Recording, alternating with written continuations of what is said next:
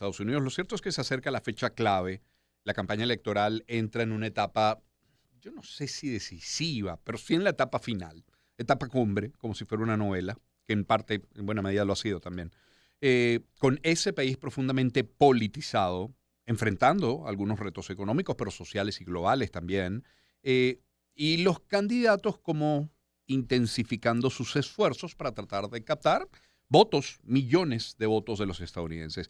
Están las estrategias de campaña, están los debates, están las propuestas para el futuro del país, que son temas centrales, son los temas de conversación cotidiana para muchos en ese país, repito, politizado, y el mundo pendiente de los resultados. Es que continuará los demócratas al frente de la Casa Blanca a través de Kamala Harris o será el regreso de Trump. Y con tan poco tiempo por delante, ¿qué esperar de ese tramo final? Es el motivo por el que hemos querido contactar a Leonardo Vivas. Él dicta clases de doctorado de gobernabilidad y políticas públicas de la Universidad del Valle en Colombia. Trabaja en casos de asilo en Estados Unidos. En la Escuela Kennedy de Harvard dirigió el programa de América Latina. Es sociólogo de la Universidad Central de Venezuela. Obtuvo maestría de la Universidad de Sussex, Reino Unido. Doctorado en la Universidad de Nanterre, en París. Contribuyó con medios de comunicación en Boston, Estados Unidos, y hoy en Venezuela también. Y qué gusto recibir a Leonardo. Buen día. ¿Cómo está? ¿Cómo le va? Muy buenos días, encantado. Muchas gracias por la invitación. Leonardo, reflexionaba yo anoche cuando pensaba en esta conversación y desde la distancia, obviamente, desde quien vive en Venezuela, sí se pueden ver temas sensibles, motivos de debate, por ejemplo, como la economía, como la migración, como la delincuencia, como la salud, son temas para el norteamericano y para sus políticos. Pero parece que esta campaña, sobre todo en esta fase, se ha centrado más en un asunto de estilo que de ideas que son muy contrastantes. Cuando se enfrentan los candidatos, lo que se empeñan es en desmentir al otro. ¿A quién cree el norteamericano? ¿En qué fase estamos de esta campaña por la elección en los Estados Unidos? Bueno, yo creo que es una de las elecciones más complicadas de los últimos tiempos, porque siempre la tradición en las últimas campañas, últimas 5 o 6 elecciones presidenciales, siempre había un relativo favorito que tenía una relativa Ujú. preferencia por encima del otro. Eh, no digamos totalmente considerable, pero sí una diferencia importante. En este caso, no es así. Todas las organizaciones encuestadoras dan unos márgenes muy pequeños. En este momento, por ejemplo, el agregador 538, que es muy famoso, le da una ligera ventaja a Kamala Harris de 48.5 sobre 46.1 de Trump.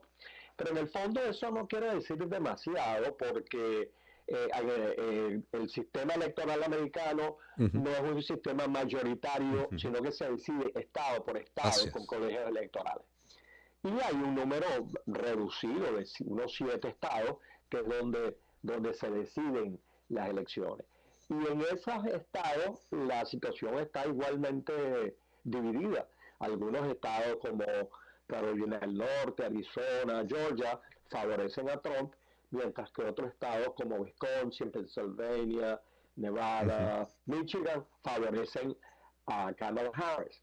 ¿Quiere decir ustedes que será tan decisivo el tema o la dificultad o la cercanía, mejor dicho, de las posiciones? Que un estado que es clásicamente republicano como Nebraska, Ujú. que tiene un sistema electoral distinto, porque aparte de que destina el voto para el colegio electoral, también permite que algunos circuitos electorales independientes elijan sus representantes. Y en este caso hay un circuito que probablemente gane un demócrata. Y entonces, mejor dicho, ganen los demócratas y entonces ese voto sería un voto, ese voto sería para Kamala Harris. Entonces, es decir, que se están disputando hasta el último voto en la disputa. Y Kamala Harris sí, es vista como la continuidad de la gestión de Biden o ha logrado desvincularse de lo malo y prometer profundizar en lo bueno. Y con esto conecto con el tema central. De entre todos los temas que mencionaba yo al inicio, ¿cuál es el que terminará moviendo al elector en uno o en otro sentido? ¿Va a ser la economía? ¿Va a ser la migración? ¿Qué es el tema que mueve hoy al norteamericano? Eh, bueno, yo creo que son varios temas, por supuesto. No hay un tema único. Y además de que no es un tema, el peso de los temas varía. Mm, Por ejemplo, el tema de la inmigración, que era un tema esencial, ha ido disminuyendo en importancia y ha ido aumentando en importancia el tema de la economía. ok. Pero hay un tema que no cambia mucho, que es el tema del aborto, las posibilidades de conseguir aborto y la posibilidad de legalizar el aborto de manera universal de Ujú, nuevo. ujú. Y ese es un tema que no cambia porque el número de mujeres en Estados Unidos no cambia. Entonces, ese es un tema que divide claramente el electorado en favor de Kamala Harris. Y ese es un tema donde ella ha enfatizado. Pero incluso en el tema económico, donde Trump tenía una ventaja muy grande, por lo menos sobre Biden, la ventaja era de unos 10 puntos, más o menos, de la favorabilidad, la preferencia de Trump por el tema de la economía. La diferencia entre Trump y Kamala Harris se ha venido reduciendo y reduciendo hasta el punto de que hoy la diferencia a favor de Trump se estima en un punto y medio por allí. Y la diferencia ocurre en relación no solo con el estilo, sino también con las maneras de llevar adelante la campaña, como la campaña de los demócratas tenía esa debilidad en la Ujú, economía. Kamala Harris se ha dedicado a hacer ¿cómo se llama? Propuestas ujú, muy detalladas. Por ejemplo, hace propuestas para las personas, los afroamericanos masculinos, varones. Y ujú. entonces hace un planteamiento allí. O ha hecho otro planteamiento para las mujeres, es decir, que ha ido a hacer otro planteamiento para los hispanos. Entonces así ha ido como cercando el Sí. tema y ha logrado que es más o menos un relativo empate. Pero, pero igual todas estas cosas varían de un estado a otro, de manera que no hay Sí. un factor universal. Aquí en Sí. este momento cualquiera de los dos puede ganar. Sí. Es el sociólogo, el doctor Leonardo Vivas, que nos acompaña. Doctor Vivas, tenemos entonces por una parte, bueno, dos actores principales, por supuesto, Kamala Harris y Donald Trump. Tenemos los temas, hemos mencionado algunos, economía, migración, aborto, salud, pero hay otros actores. Por ejemplo, hay canales que se terminan convirtiendo en actores. Me refiero a las redes sociales, a los medios digitales. Hay países que se terminan convirtiendo en actores también en la política interna de los Estados Unidos. Podríamos mencionar Rusia o la importancia que puede tener la relación con China. Estamos hablando de minorías también, que algunas ya no lo son tanto. ¿Qué otros actores considera esenciales, fundamentales para lo que queda de campaña de cara a esa elección presidencial? Hay un factor que yo creo que le pesa, es una carga del hombro de Kamala Harris, que es la guerra entre Israel y Hamas. Porque eh,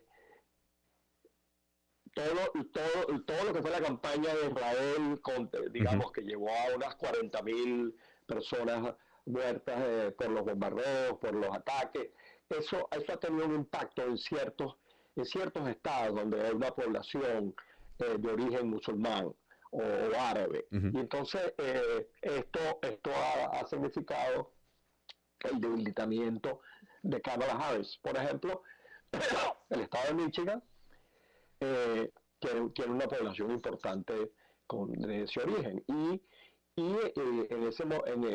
la diferencia entre Kamala Harris y Trump se ha reducido precisamente por ese tema, porque además ahora están invadiendo y atacando el Líbano, de manera pues que la ampliación de la guerra está se ve como que no tiene solución y entonces, y además la devastación que causa está teniendo un impacto en estas comunidades de esos orígenes que a lo mejor prefieren, si no votar por Trump, por lo menos abstenerse. mm, De hecho, en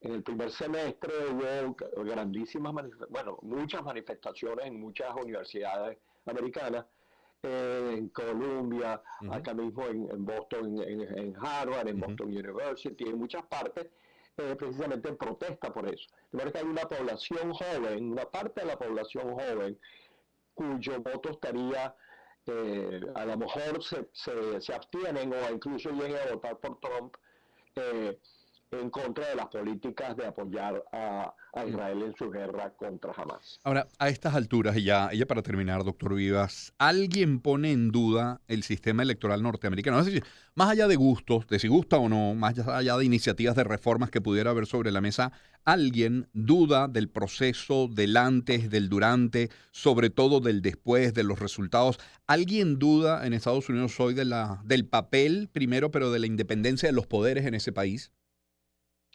Bueno, ese es un tema importante porque eh, pudiera estar indicando una cierta habilidad de parte de Trump, porque Trump no reconoció su triunfo, Ujú, no reconoció, perdón, su derrota en las ujú, elecciones pasadas. ujú, Y bueno, además ha hecho una campaña hasta el día de hoy de que él ganó las elecciones y se las robaron.